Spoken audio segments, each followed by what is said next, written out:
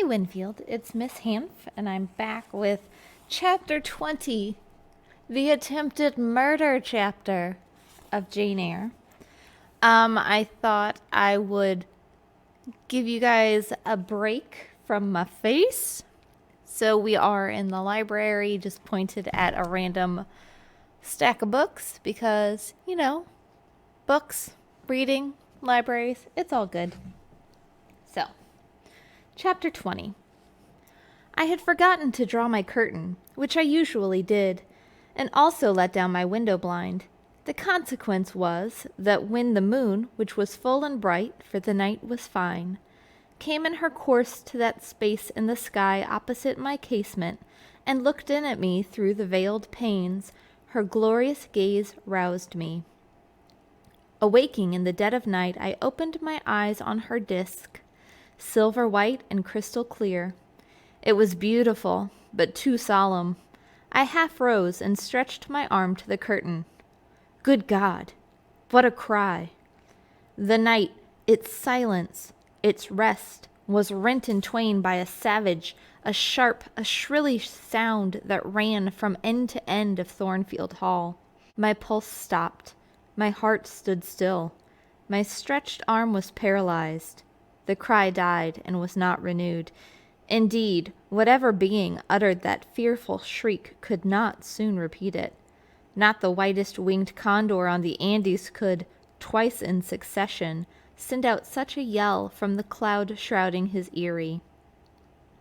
The thing delivering such utterance must rest ere it could repeat the effort.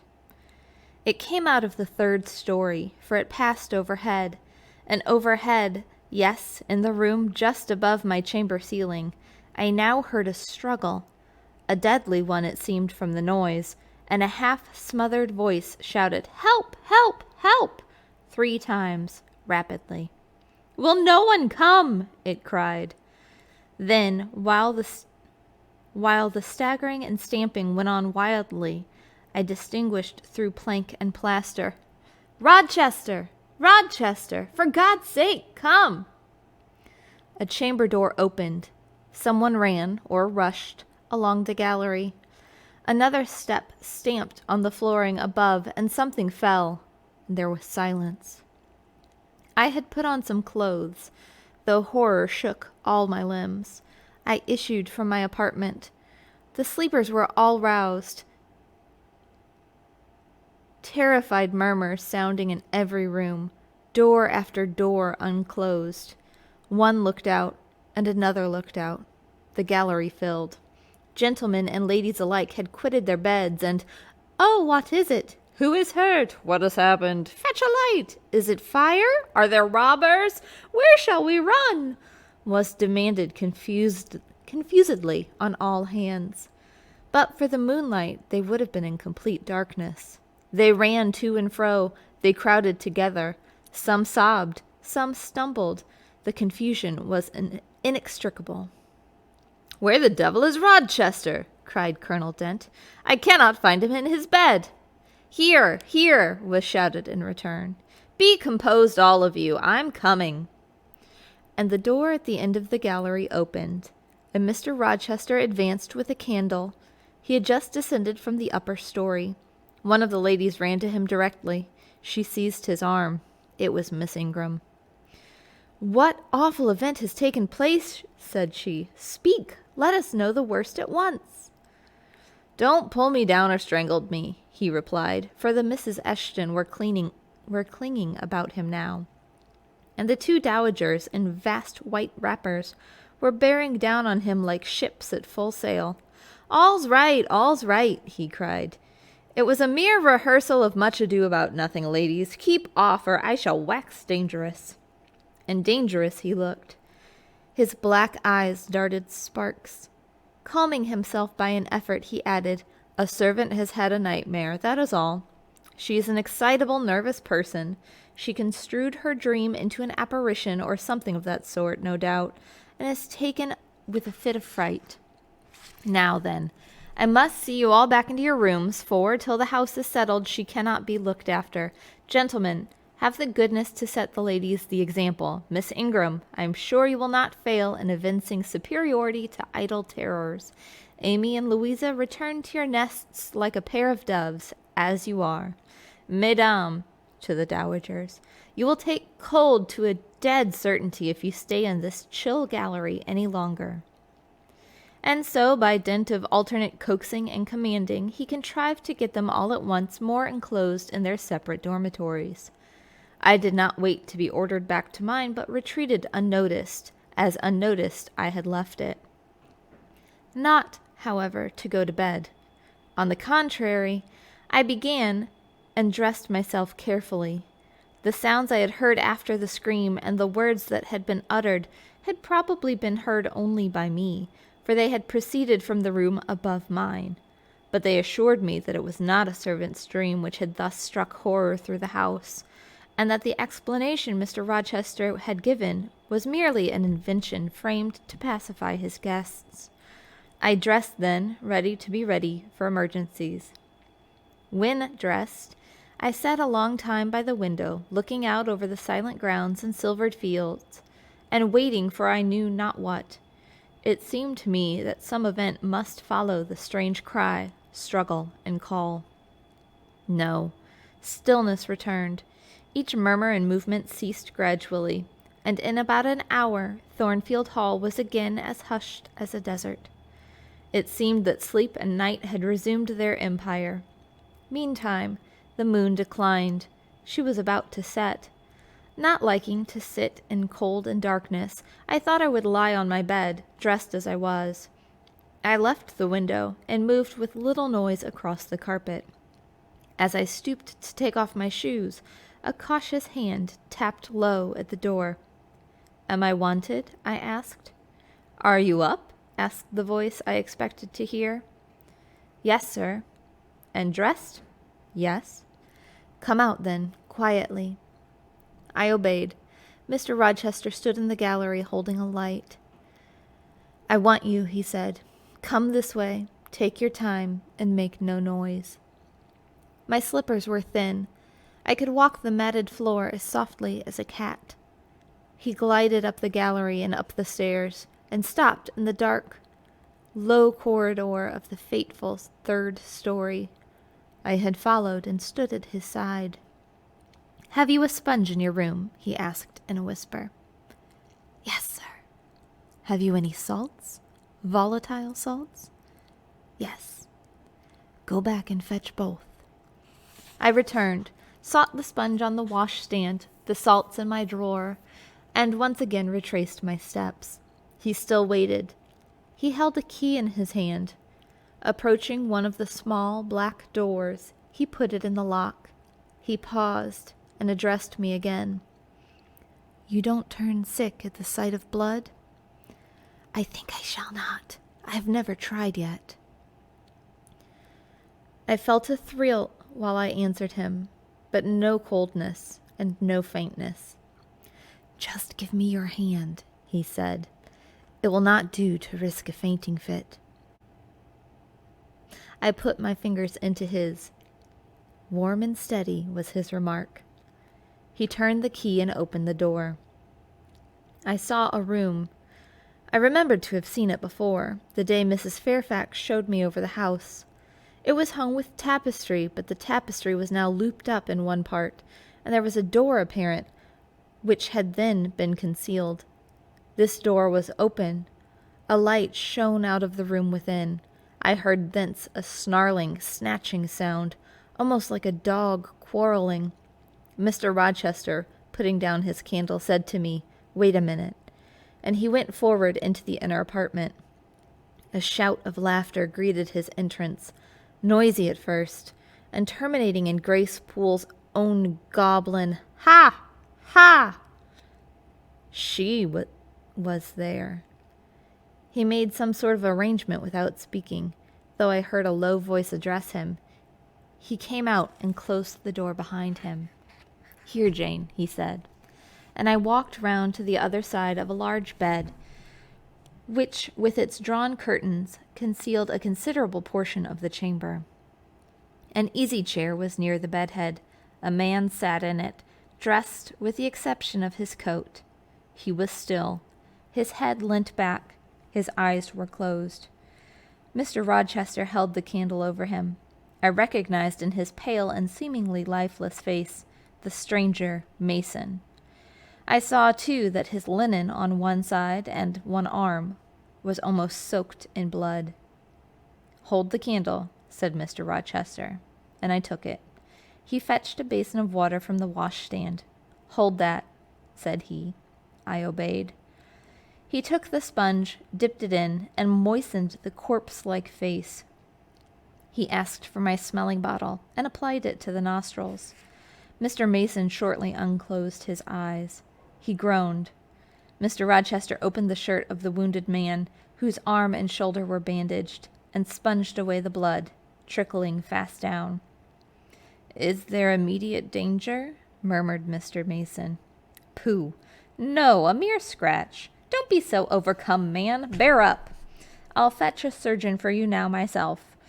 You'll be able to be removed by morning, I hope. Jane," he continued. "Sir?"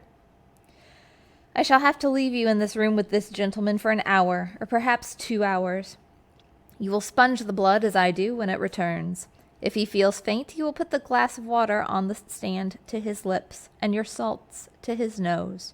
You will not speak to him on any pretext, and Richard, it will be at the peril of your life if you speak to her. Open your lips, agitate yourself, and I will not answer for the consequences." Again the poor man groaned. He looked as if he dared not move. Fear, either of death or of something else, appeared almost to paralyze him. Mr. Rochester put the now bloody sponge in my hand, and I proceeded to use it as he had done.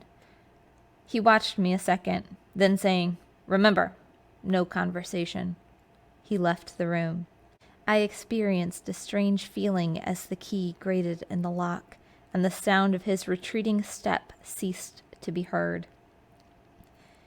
Here, then, I was in the 3rd story, fastened into one of its mystic cells.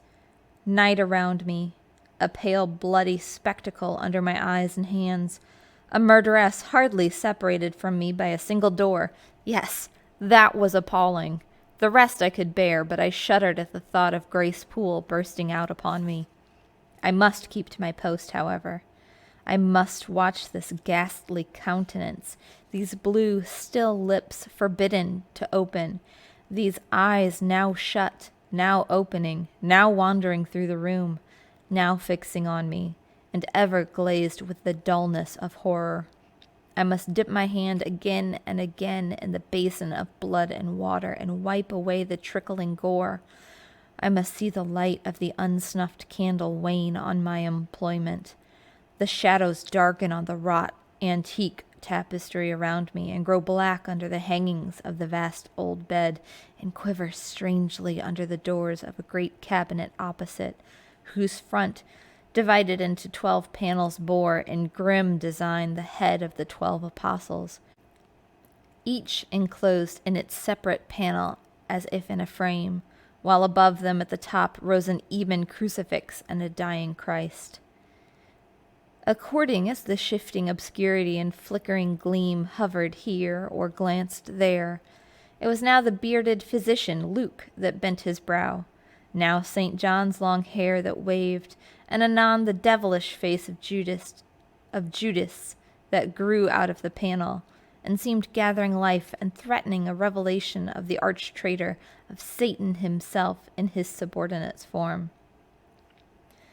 Amidst all this I had to listen as well as watch, to listen for the movements of the wild beast or fiend in yonder side den. But since Mr. Rochester's visit, it seemed spellbound. All the night I heard but 3 sounds at 3 long intervals, a step creak, a momentary renewal of the snarling canine noise, and a deep human groan. Then my thoughts worried me. What crime was this that lived incarnate in this sequestered mansion, and could neither be expelled nor subdued by the owner? What mystery that broke out now in fire and now in blood, at the deadest of hours at night? What creature was it that masked in an ordinary woman's face and shape, uttered the voice, now of a mocking demon and anon of a carrion-seeking bird of prey. And this man I bent over, this commonplace, quiet stranger, how had he become involved in this web of horror? And why had the fury flown at him? What made him seek this quarter of the house at an untimely season, when he should have been asleep in bed? I had heard Mr. Rochester assign him an apartment below. What brought him here? And why now was he so tame under the violence or treachery done him? And why did he so quietly submit to the concealment Mr. Rochester enforced? Why did Mr. Rochester enforce this concealment? His guest had been outraged. His own life on a former occasion had been hideously plotted against, and both attempts he smothered in secrecy and sank in oblivion. Lastly, I saw Mr. Mason was submissive to Mr. Rochester, that the impetuous will of the latter held complete sway over the inertness of the former. A few words which had passed between them assured me of this. It was evident that in their former intercourse the passive disposition of the one had been habitually influenced by the active energy of the other. Whence then had arisen Mr. Rochester's dismay when he heard of Mr. Mason's arrival? Why had the mere name of this unresisting individual, whom his word now sufficed to control like a child, fallen on him a few hours since, as a thunderbolt might fall on an oak? Oh, I could not forget his look, and his paleness when he whispered, "Jane, I've got a blow. I've got a blow, Jane." I could not forget how the arm had trembled which he rested on my shoulder, and it was no light matter which could thus bow the resolute spirit and thrill the vigorous frame of Fairfax Rochester. "When will he come? When will he come?" I cried inwardly, as the night lingered and lingered, as my bleeding patient drooped, moaned, sickened, and neither day nor aid arrived. I had again and again held the water to Mason's white lips, again and again offered him the stimulating salts. My efforts seemed ineffectual. Either bodily or mental suffering, or loss of blood, or all three combined, were fast prostrating his strength. He moaned so, and looked so weak, wild, and lost.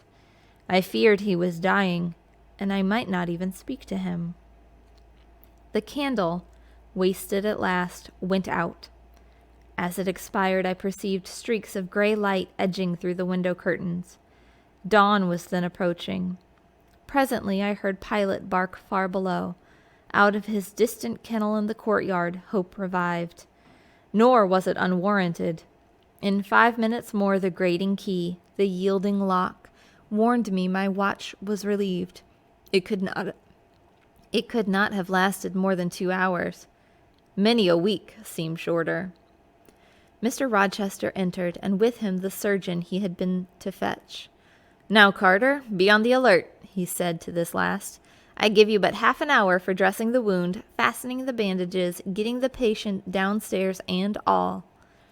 But is he fit to move, sir?" "No doubt of it. It's nothing serious. He's nervous. His spirits must be kept up. Come, set to work."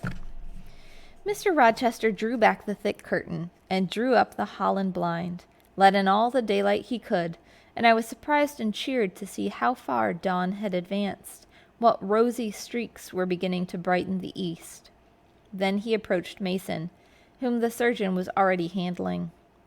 "Now, my good fellow, how are you?" he asked.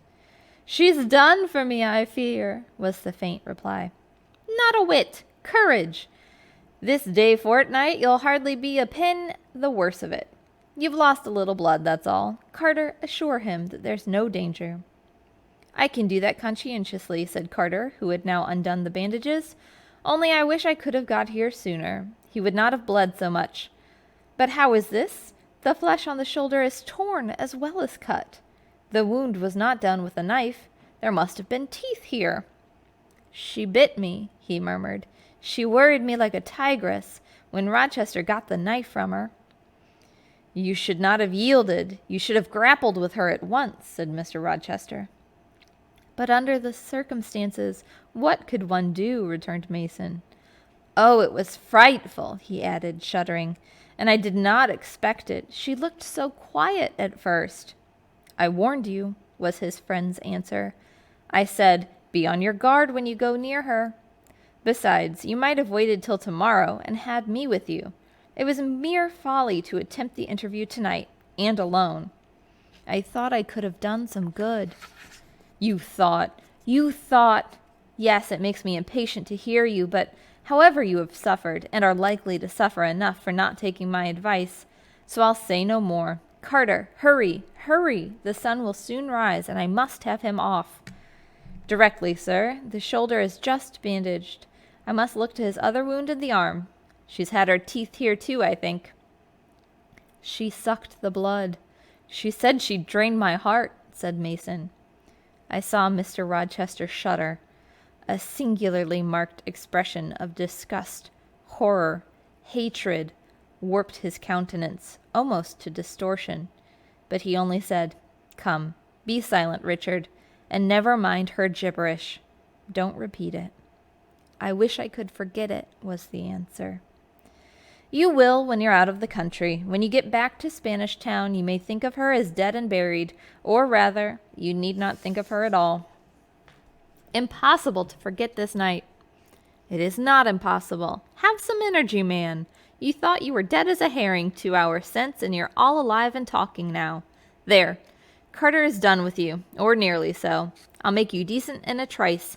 Jane, he turned to me for the first time since his re-entrance, take this key, go down to my bedroom, and walk straight forward to my dressing room. Open the top drawer of the wardrobe and take out a clean shirt and neck handkerchief. Bring them here and be nimble. I went, sought the repository he had mentioned, found the articles named, and returned to them. Now, he said, go to the other side of the bed while I order his toilet. But don't leave the room. You may be wanted again. I retired as directed. Was anybody stirring below when you went down, Jane? Inquired Mr. Rochester presently. No, sir. All was still. We shall get you off cannily, Dick, and it will be better, both for your sake and for that of the poor creature in yonder. I have striven long to avoid exposure, and I should not like to come here at last. Here, Carter, help him on with his waistcoat. Where did you leave your furred cloak? You can't travel a mile without that, I know, in this damned cold climate. In your room? Jane, run down to Mr. Mason's room, the one next to mine, and fetch a cloak you will see there. Again I ran, and again returned, bearing an immense mantle lined and edged with fur. Now, I've another errand for you, said my untiring master. You must away to my room again. What a mercy you are shod with velvet, Jane. A clod-hopping messenger could never do at this juncture. You must open the middle drawer of my toilet table and take out a little vial and a little glass you will find there. Quick! I fled thither and back, bringing the desired vessels. That's well. Now, doctor, I shall take the liberty of administering a dose myself on my own responsibility. I got this cordial at Rome, of an Italian charlatan, a fellow you would have kicked, Carter. It was not a thing to be used indiscriminately, but it was a good upon occasion. As now, for instance. Jane, a little water. He held out the tiny glass, and I half filled it from the water bottle on the washstand. That'll do. Now wet the tip of the vial. I did so. He measured 12 drops of a crimson liquid and presented it to Mason. Drink, Richard. It'll give you the heart you lack for an hour or so. But will it hurt me? Is it inflammatory? Drink, drink, drink. Mr. Mason obeyed, because it was evidently useless to resist. He was dressed now. He still looked pale, but he was no longer gory and sullied. Mr. Rochester let him sit 3 minutes after he had swallowed the liquid. Then he took his arm. Now I'm sure you can get to your feet, he said. Try. The patient rose. Carter, take him under the other shoulder. Be of good cheer, Richard. Step out. That's it. I do feel better, remarked Mr. Mason. I'm sure you do. Now, Jane, Trip on before us away to the back stairs, unbolt the side passage door, and tell the driver of the post-chaise you will see him in the yard, or just outside, for I told him not to drive his rattling wheels over the pavement. To be ready, we're coming, and Jane, if anyone is about, come to the foot of the stairs and hem. It was by this time 5:30, and the sun was on the point of rising, but I found the kitchen still dark and silent. The side passage door was fastened. I opened it with as little noise as possible. All the yard was quiet, but the gates stood wide open, and there was a post-chaise with horses already harnessed, and the driver seated on the box, stationed outside. I approached him and said the gentlemen were coming. He nodded. Then I looked carefully round and listened. The stillness of early morning slumbered everywhere. The curtains were yet drawn over the servants' chamber windows. Little birds were just twittering in the blossom-branched orchard trees, whose boughs drooped like white garlands over the wall enclosing one side of the yard. The carriage horses stamped from time to time in their closed stables. All else was still. The gentleman now appeared. Mason, supported by Mr. Rochester and the surgeon, seemed to walk with tolerable ease. They assisted him into the chaise. Carter followed. "Take care of him," said Mr. Rochester to the latter, "and keep him at your house till he is quite well. I shall ride over in a day or two to see how he gets on. Richard, how is it with you?" "The fresh air revives me, Fairfax." "Leave the open window on his side, Carter. There's no wind. Goodbye, Dick." "Fairfax." "Well, what is it?" "Let her be taken care of. Let her be treated as tenderly as may be. Let her—" He stopped and burst into tears. "I do my best, and have done it, and will do it," was the answer. He shut up the chaise door, and the vehicle drew away.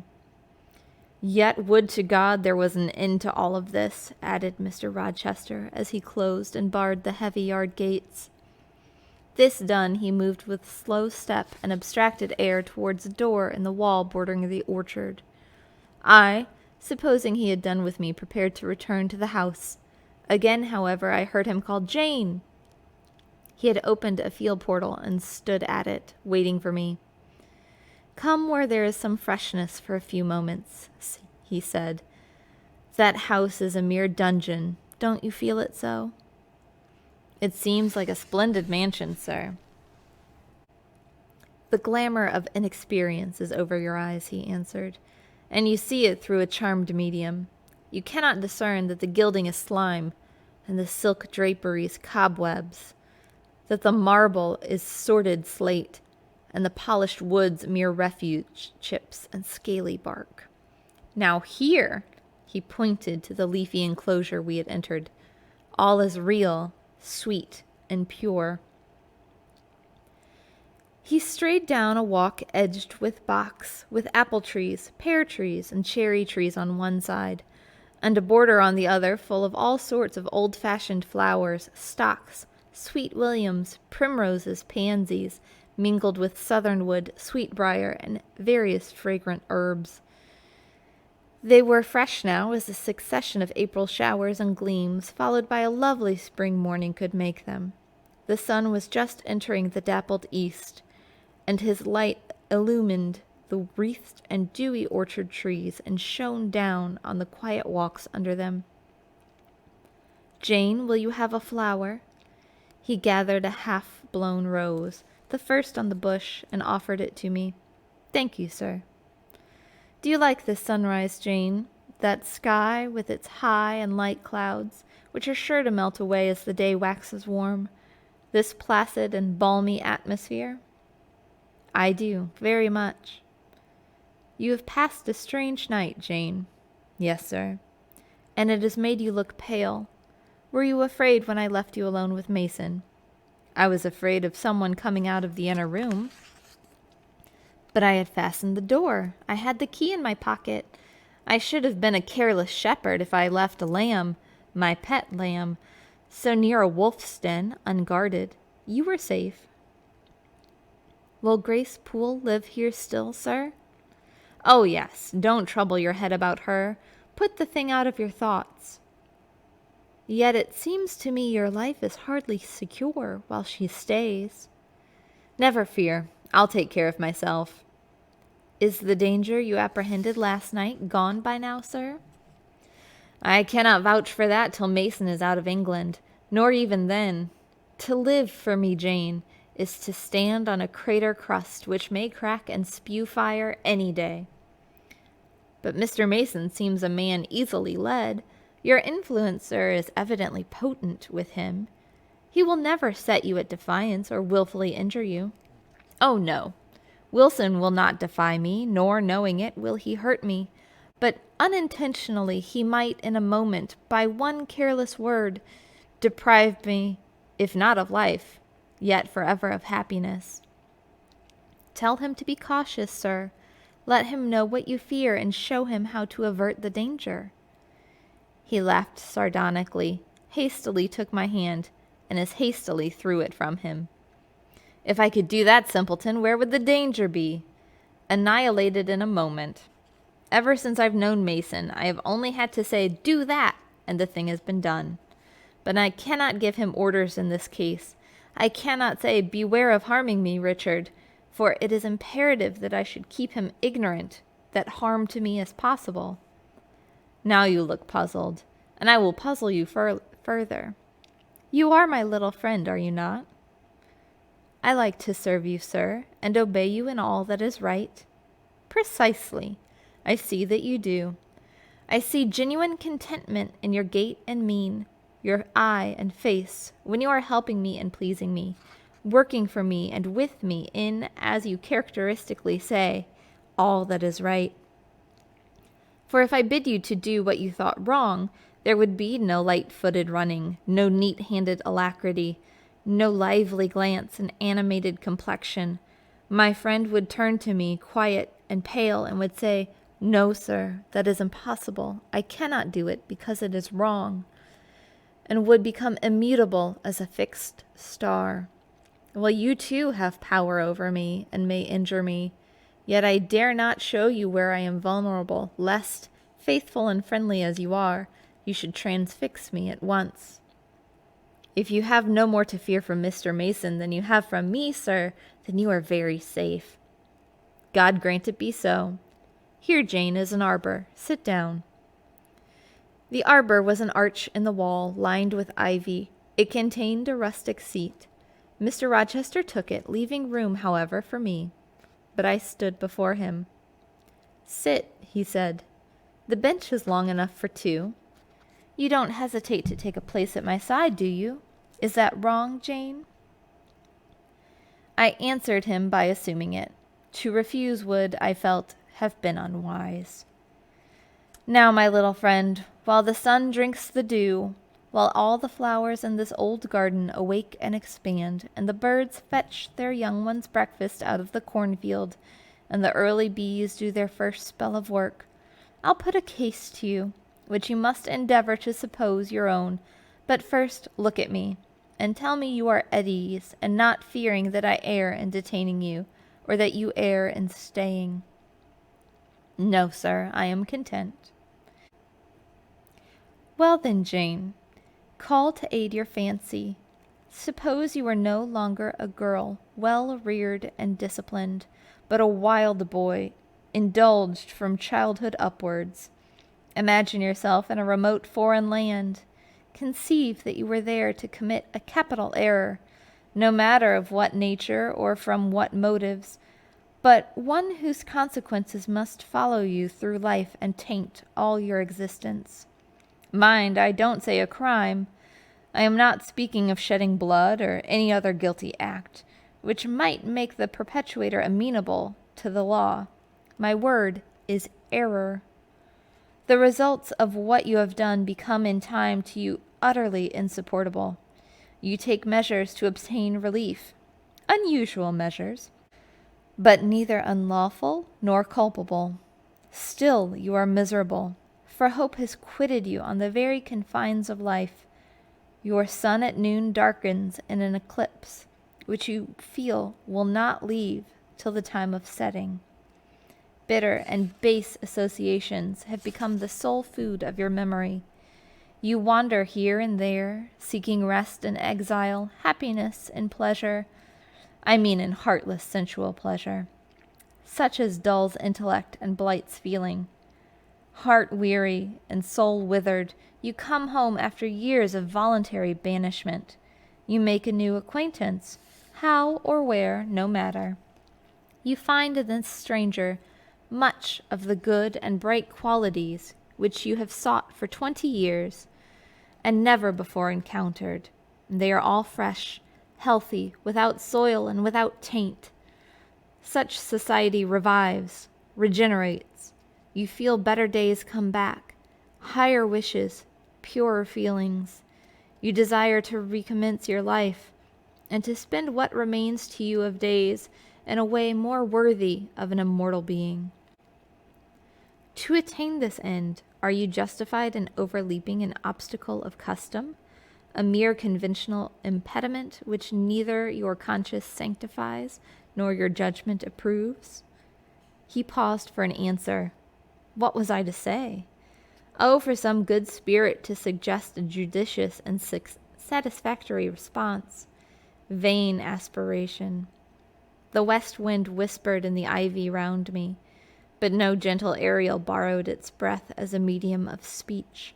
The birds sang in the tree-tops, but their song, however sweet, was inarticulate. Again Mr. Rochester propounded his query. Is the wandering and sinful, but now rest-seeking and repentant man justified in daring the world's opinion in order to attach to him forever this gentle, gracious, genial stranger, thereby securing his own peace of mind and regeneration of life? Sir, I answered, a wanderer's repose or a sinner's reformation should never depend on a fellow creature. Men and women die. Philosophers falter in their wisdom, and Christians in goodness. If anyone you know has suffered and erred, let him look higher than his equals for strength to amend and solace to heal. But the instrument, God who does the work ordains the instrument. I have myself, I tell it you without parable, been a worldly, dissipated, restless man, and I believe I have found the instrument for my cure in— He paused. The birds went on caroling, the leaves lightly rustling. I almost wondered they did not check their songs and whispers to catch the suspended revelation, but they would have had to wait many minutes, so long was the silence protracted. At last I looked up at the tardy speaker. He was looking eagerly at me. "Little friend," said he, in quite a changed tone, while his face changed too, losing all its softness and gravity, and becoming harsh and sarcastic. "You have noticed my tender penchant for Miss Ingram. Don't you think if I married her she would regenerate me with a vengeance?" He got up instantly, went to the other side of the walk, and when he came back he was humming a tune. "Jane, Jane," he said, stopping before me, "you are quite pale with your vigils. Don't you curse me for disturbing your rest?" "Curse you, sir? No." "Shake hands in confirmation of the word. What cold fingers! They were warmer last night when I touched them at the door of the mysterious chamber. Jane, when will you watch with me again?" "Whenever I can be useful, sir." "For instance, the night before I am married. I'm sure I shall not be able to sleep. Will you promise to sit up with me and bear me company? To you I can talk of my lovely one, for now you have seen her and know her." "Yes, sir." "She's a rare one, is she not, Jane?" "Yes, sir." "A real strapper." "A strapper, Jane. Big, brown, and buxom, with hair just such as ladies of Carthage must have had. Bless me, there's dent and Lynn in the stables. Go in by the shrubbery, through that wicket." As I went one way, he went another. I heard him in the yard saying cheerfully, Mason got the start of all of you this morning. He was gone before sunrise. I rose at 4 to see him off.